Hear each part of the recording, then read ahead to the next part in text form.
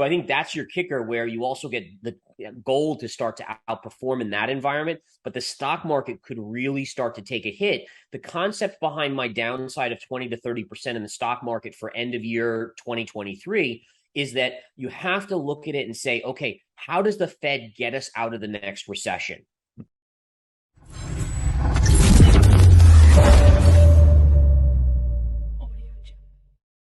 So, I mean, it's not that gold isn't certainly isn't flashy in this environment. I think it's down a couple percentage points on the year. But the concept behind that call was that it was going to be the safest asset when compared to Bitcoin and to the stock market. And I still think that. I still think there's a lot of volatility remaining in this year. I still think there's more downside on the S&P and on Bitcoin. So I'm sticking with gold. And I actually think gold will start to actually lead going into the second half or into the end of the year, where we actually should see it head back towards that 2000 high.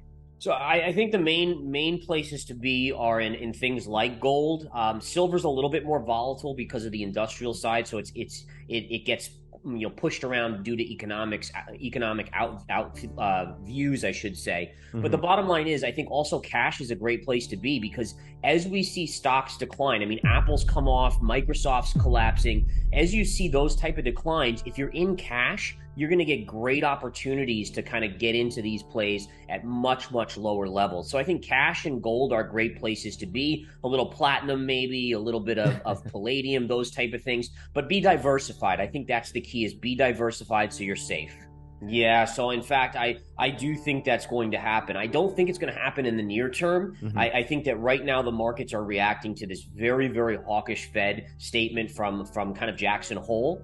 And I think that is sending the dollar skyrocketing, which the market does not like, right? Then you throw into the mix, you have Russia still kind of on the view of investors. Now Taiwan and China's kind of out there. And I think that creates this kind of nervousness where people are hiding in the dollar. You add that to the hawkish Fed, and the dollar has been so strong. However, towards the end of this year, I'm looking for the economy, unfortunately, to slip into a recession and the Fed to get much, much more dovish. Maybe not cutting rates, but at least being done with raising rates, even if inflation's still above that 2% mandate. So I think that's your kicker, where you also get the gold to start to outperform in that environment, but the stock market could really start to take a hit. The concept behind my downside of 20 to 30% in the stock market for end of year 2023 is that you have to look at it and say, okay, how does the Fed get us out of the next recession?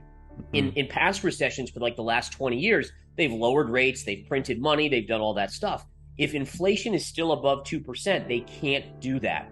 And I think that is going to be very, very bad for the overall stock market when investors realize that they can't print us out of the next recession. And I do worry, and last thing I'll say is I do worry we get into this kind of like stagflation-ish environment where the economy's just kind of in a minor recession, but we just don't get out of it. We just are stuck there with inflation, let's say at 4%. And I think that's the worst case scenario for stocks. So the key is to understand is that when the dollar gets stronger, it's good for you as Americans, for instance, because we can purchase more goods from overseas. So if you want to go on that trip to Europe, if you want to go on that trip to Asia, your dollar gets you more. The problem is that for risk assets, a stronger dollar is not good. And for stocks as well, because, there's so many stocks like an IBM or an Apple that have so many sales. A lot of their revenue comes from overseas. And so let's say they sell an iPhone. Apple sells an iPhone in Japan, and then they get yen for that in Japan. And then at some point they have to convert that back to US dollars.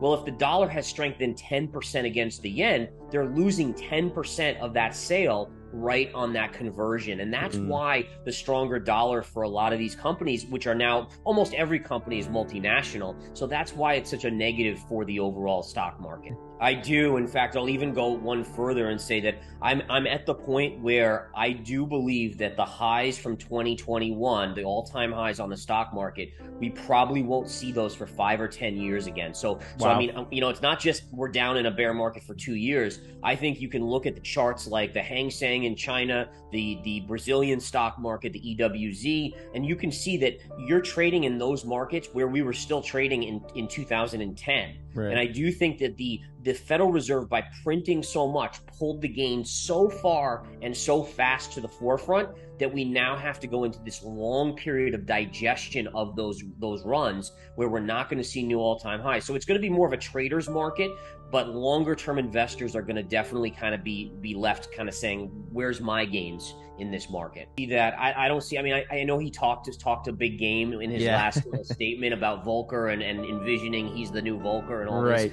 But I think this is the kicker, is that you're not in that scenario. You have a much different economic situation. You have a much different inflationary situation. It's a much more globalized economy. And I think honestly that he wants to talk this tough game to kind of scare the markets and get inflation down. In all fairness, Powell didn't like that the stock market had rallied so far back because that's inflationary. So he was very harsh on his comments and kind of talked it down like that. But I think ultimately you're going to see this situation where we see the stock market say, you know what, I don't really believe it. And in fact, one of the things, and this is a great point, on Friday, we saw these comments, eight minutes of comments from Jerome Powell, and the stock market collapsed. And we're seeing downside yesterday and today and so forth.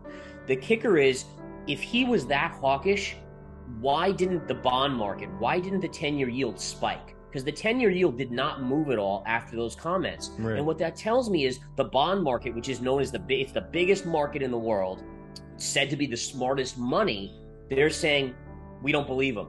Because if they believed him, interest rates should have shot through the roof, and they didn't. And you can even look at the dollar, and the dollar again is staying strong, but it's not breaking out. So I think there's a lot of people calling BS on Jerome Powell here. At least the smarter money is, I'm actually in the 50 basis point camp. Oh, serious? No way. Yeah. So I think it's going to be 50 basis points in September. Jobs data this Friday. I wouldn't be surprised if it starts to show a little weakness, which actually could be a positive for the kind of the lower rate kind of cycle or thought process. And then I think maybe you'll get another 25 basis points later in the year. And I think the Fed is done at that point. I think they're very close. They're just trying to talk their tough game, because otherwise the stock market will run away and kind of push inflation up. But I don't think that they see the underlying linings of what the economy is doing, and it's not a good sign out there. Even though we're getting these quick little tidbits of strong signals, it's all lagging indicators. The jobs market is a lagging indicator. It takes like 3 to 6 months to cycle through, and we are not even close to that yet. So you still can get some decently strong jobs numbers, but my guess is it's going to start to weaken, and it's going to weaken fast when it does. So right now I'm definitely playing a little bit more heavily in the gold market because of that risk of the industrial side. So I really love silver longer term, 6 months. You better love it. Yeah, figured as much, right?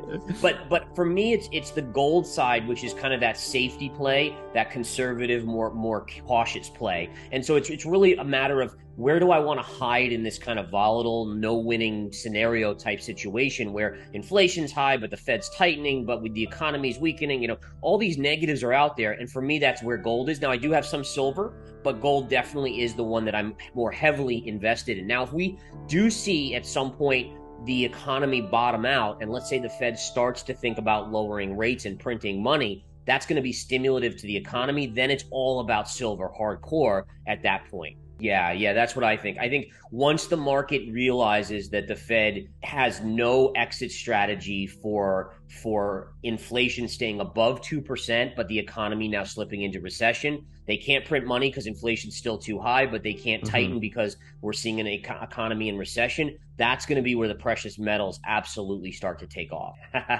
Yeah, so I do think so. It is somewhat short-sighted, but I understand the angle here, right? I mean, it's election based, right? There was these midterms. There's these midterms coming. They have to get that oil price down. In addition, I think Jerome Powell's probably encouraging it, right? Because if you bring down oil, then a lot of other input costs for businesses go down, and it can bring down inflation as well. So I think I understand where they're coming from. It does run the risk down the line, but I think the idea here is the government kind of said, okay, we're doing this, and now we're going to do this new bill, which they just pushed through, which has a lot of alternate energy spending. And I think they're trying to combat that risk of being kind of caught with their, feet on the ground if we get in another crisis with not a lot of oil reserves. And I think that's probably what they're doing there. So it's a tricky situation, because you had people getting hurt so badly by $5 gas or greater. So I understand the government wanting to help, but at the same time, you do put the economy in a